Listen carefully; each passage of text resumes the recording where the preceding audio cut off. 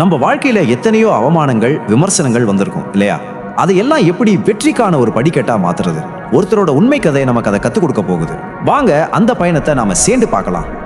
யோசிச்சு பாருங்க, ஒருத்தரோட முகத்தை பார்த்து நீ எல்லாம் ஒரு ஹீரோ மெட்டீரியலே இல்லைன்னு சொன்னா எப்படி இருக்கும்? இந்த ஒரு வரி தான் ஒரு இள நடிகரோட கனவை உடைக்கிற மாதிரி சொல்லப்பட்ட மிக கடுமையான விமர்சனம். இங்கிருந்து தான் இந்த கதையே தொடங்குது. ஆச்சரியம் என்னன்னா, இந்த வார்த்தைகளை கேட்டது சாதாரண ஆள் இல்ல, சினிமா குடும்பத்திலேருந்து வந்த ஒரு பையன். அவரோட அப்பா எஸ்.ஏ. சந்திரசேகர் ஒரு பெரிய டைரக்டர். ஆனா அப்பா பெரிய ஆளா இருந்ததால மட்டும் வெற்றிவாச கதவை திறந்து வச்சிடல. அவருக்கு நடிக்கவே வரலையா, டான்ஸ் ஆட தெரியலையா, ஏன் பார்க்கறதுக்கே ஒரு ஹீரோ லுக் இல்லைன்னு இப்படி சொல்லாத ஆளே இல்லை. சுத்தி இருந்தவங்க மீடியான்னு எல்லாரும் அவரை கேலி செஞ்சாங்க. ஆனா வெளியில இருந்து 1000 சத்தம் கேட்டாலும் உள்ளக்குள்ள ஒரு குரல் மட்டும் ரொம்ப உறுதியா ஒலிச்சுது. நான் யாருன்னு நிரூபிப்பேன், என்னால முடியும்னு தனக்குத்தானே ஒரு சத்தியம் செஞ்சுக்கிட்டாரு. அந்த வைராகியம் சும்மா வார்த்தையில மட்டும் நிக்கல, செயல்ல காட்டினாரு. ஒவ்வொரு நாளும் விடாம பிராக்டிஸ், வராத டான்ஸை திரும்ப திரும்ப ஆடி உடம்ப வருத்திக்கிட்டாரு. நடிப்பை மெருகேத்தினாரு. அந்த ஒவ்வொரு விமர்சனத்தையும் பெட்ரோல் மாதிரி ஊத்தி தான் உழைப்புங்கிற இன்ஜினை ஓட வச்சாரு. சரி, இவ்வளோ கஷ்டம், இவ்வளோ அவமானம், இதுக்கப்புறம் ஒரு மனுஷனால என்ன பண்ண முடியும்? எல்லாத்தையும் விட்டுட்டு போயிருப்பாரா? இல்ல, அங்கதான் ஒரு ட்விஸ்ட்.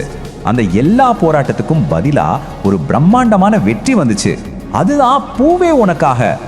ஒரே ஒரு படம் அவரோட தலையெழுத்தையே மாத்தி எழுதுச்சு. அவரோட உழைப்புக்கு கிடைச்ச முதல் சல்யூட் அது. ஆமாங்க, வெறும் ஒன்னே ஒன்று, அந்த ஒரு படம் போதும் தமிழ்நாடு முழுக்க ஒவ்வொரு வீட்லையும் அவரை தெரிய வச்சது, வீட்டு பிள்ளையா மாத்துச்சு. அப்படி ஒரு மேஜிக். ஆனா கதை இதோட முடியல. ஒரு வெற்றி கிடைச்ச உடனே எல்லாம் சரியாயிடல. அதுக்கப்புறமும் தோல்விகள் வந்துச்சு, புது புது விமர்சனங்கள் வந்துச்சு. ஆனா ஒரு விஷயம் மட்டும் மாறவே இல்லை, அவர் முயற்சியை கைவிடவே இல்லை. அப்படியே கொஞ்சம் கொஞ்சமா ஒரு சாம்ராஜ்யத்தையே கட்ட ஆரம்பிச்சாரு.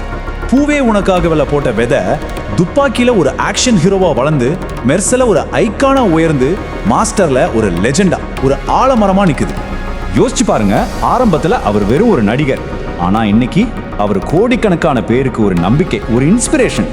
இதுதான் உண்மையான வெற்றி. ஓகே, அவரோட கதையிலிருந்து நம்ம என்ன கத்துக்கலாம்?